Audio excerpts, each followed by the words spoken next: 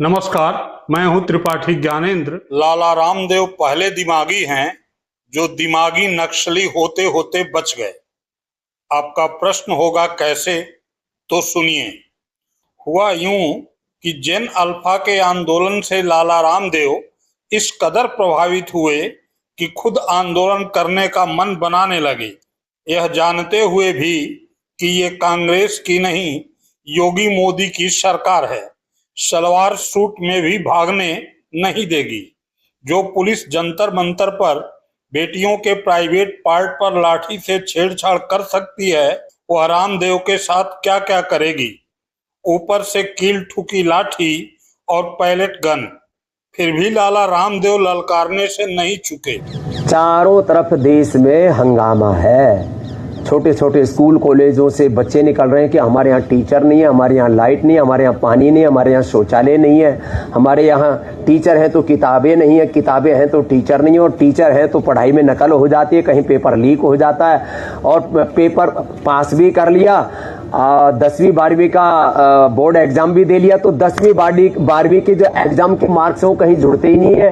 Competitive exams के आधार पर ही आगे यूनिवर्सिटी में सिलेक्शन होता है, और उसके बाद में फिर जो है जब कहीं नौकरी की बारी आए, खास करके गवर्नमेंट जॉब्स में इंटरव्यू के दौरान 90 से 99% घोटाला होता है। अपने विचार, अपने संस्कार, अपने संगठन, अपने ही जाति वर्ग समुदाय के लोगों को ठोक लेते हैं और बाकी को बाहर धक्का मार देते हैं। ये बहुत ही अपमानजनक है, ये लोकतंत्र के खिलाफ है, ये न्याय के भी खिलाफ है। एक तरफ हम कह रहे हैं सत्यमेव जयते, ये तो धर्मस्ततो जये, हमने शासकीय उद्घोष बना दिए, और वहां जब किसी को इंटरव्यू की बारी आती है तो 10 में से पहले से ही तय करके और पैसे लेके 25-50 लाख 1-1 करोड़ रुपए की रिश्वत लेकर के फिर भर्ती करते हैं। अब ऐसे ही आंदोलन करना पड़ा तो देश कैसे चलेगा। इसलिए भाई सुधर जाओ, नहीं तो देश में आंदोलन और ज्यादा भी हो सकते हैं। आंदोलन के नाम पर मैं अराजकता अनार्की का समर्थक नहीं हूं,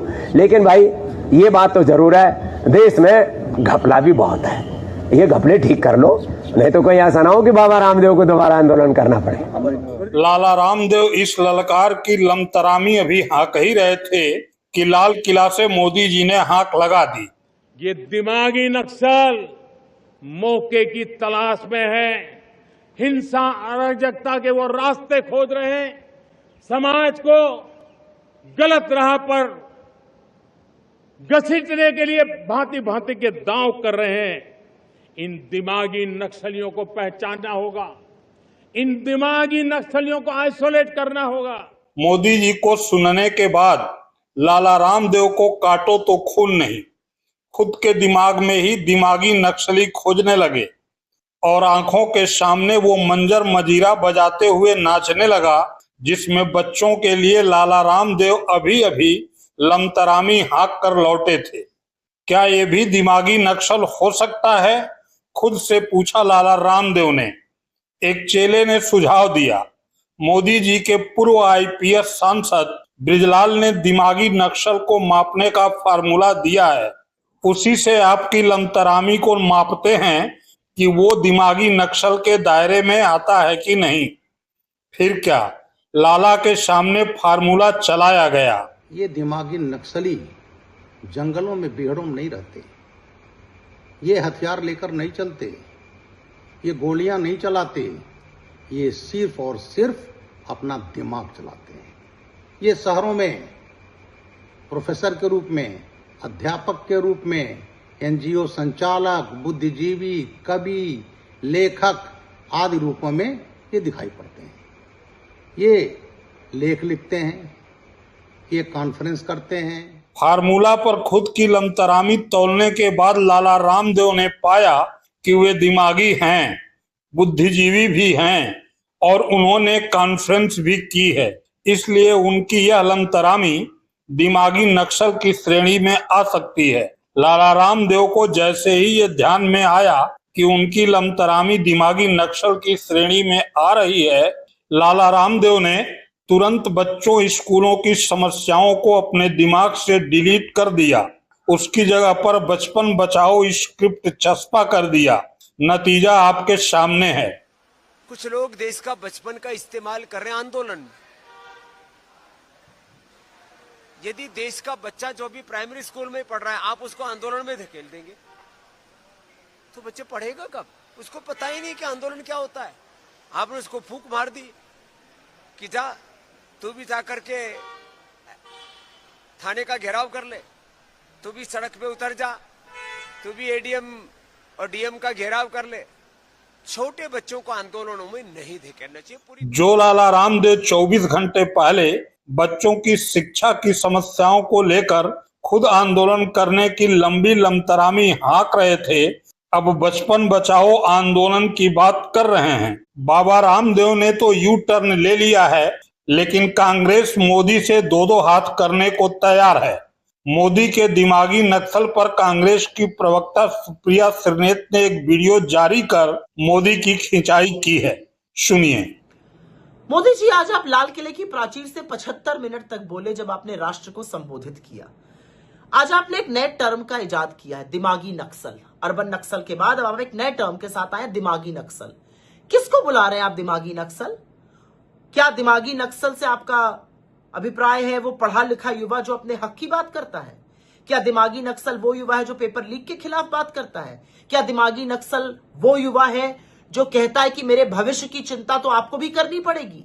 क्या दिमागी नक्सल वो युवा है जो बेरोजगारी के खिलाफ, इस देश में पेपर लीक के खिलाफ, सरकारी भ्रष्टाचार के खिलाफ उन्मुक्त होकर बोलता है? कौन है दिमागी नक्सल? वो पढ़े लिखे लोग जो आपकी विफलताओं पर आपको आईना दिखाते हैं, आपको कटघरे में खड़ा करते हैं, आपकी विफलताओं से आपका परिचय कराते हैं। कौन है दिमागी नक्सल?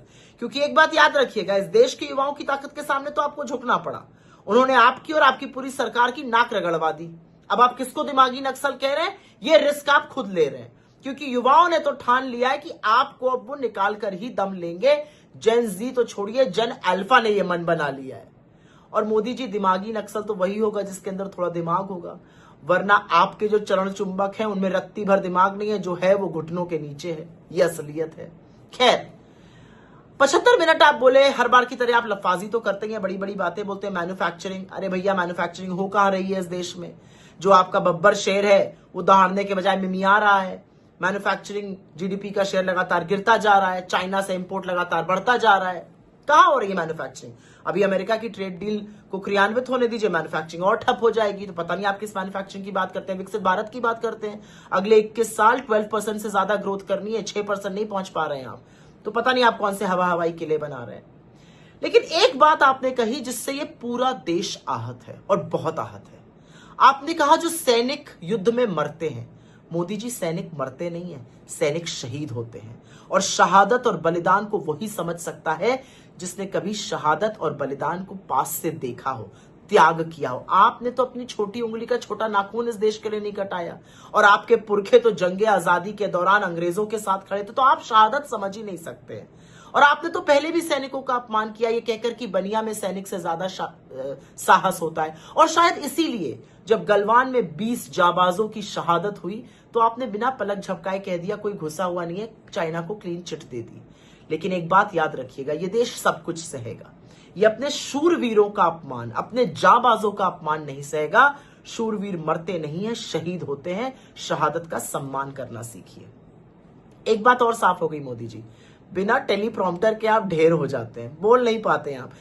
पेपर से पढ़ने की आपने कोशिश करी, आपको लगा जेनजी है पकड़ लेगा, पेपर से पढ़ने की आपने नाकाम कोशिश करी। लेकिन विद एवरी पासिंग डे, हर साल आप ज्यादा उबाऊ, थके हुए, हारे हुए से नजर आते हैं। आपकी बॉडी लैंग्वेज, आपके शब्द लड़खड़ा रहे थे, रिदम नहीं था, आप किसी से कनेक्ट ही नहीं कर पा रहे थे।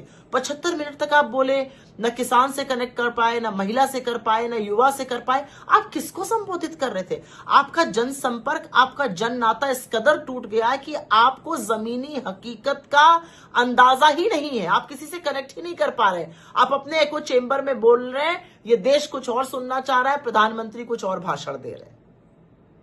और प्रधानमंत्री जी, एक बात तो माननी पड़ेगी, और इस बात की मुझे खुशी है, मैं सराहना भी करूंगी। आपने आखिरकार नाक रगड़ के, देर आए दुरुस्त आए, ये माना कि पंडित नेहरू इस देश के महापुरुषों में से एक है। आपने उनका उल्लेख किया, इसके लिए आपका साधुवाद, इसके लिए आपको बधाई। आपने कहा महापुरुष जैसे पंडित नेहरू। काश आपकी ये बात आपके वो लिजलिजे गलीच सांसद भी सुने जो पंडित नेहरू को अपशब्द कहते हैं, उनके खिलाफ दुष्प्रचार करते हैं। उनको भी समझना पड़ेगा नेहरू की विराटता क्या है, जो आज आपको समझ में आ गई।